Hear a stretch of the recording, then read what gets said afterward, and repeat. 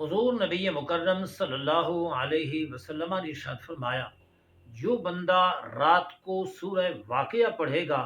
اسے بھوک یعنی فاقہ نہیں پہنچے گا۔ حضرت عبداللہ ابن مسعود رضی اللہ عنہ نے اپنی صحبزادیوں کو یہی تعلیم دی تھی، اور ایک وقت ایسا بھی آیا کہ آپ سخت بیمار ہو گئے اور خلیفہ وقت امیر المومنین حضرت عثمان غنی ذو النورین رضی اللہ عنہ بیمار پرسی کے لیے تشریف لائے۔ آپ نے حالات دیکھے تو آپ کو سخت بیمار محسوس ہوئے،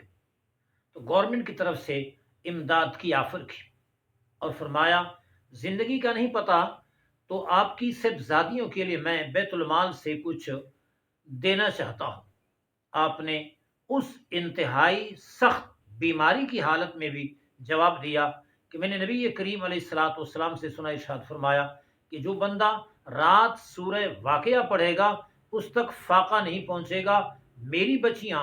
یہ صورت پڑھتی ہیں اور میں نے ان کو یہ صورت یاد کرائی ہے، لہٰذا میری بچیوں تک فاقہ نہیں پہنچے گا، اور آپ کی بڑی مہربانی اور شکریہ۔ لہٰذا جس بندے کو روزگار کا مسئلہ درپیش ہے، یا گھر میں تنگی ہے، یا معاش کے اسباب درست نہیں ہیں، اسے چاہیے کہ ہر رات سورہ واقعہ بلا ناغہ پڑھے، اس تک بھوک فاقہ نہیں پہنچے گا۔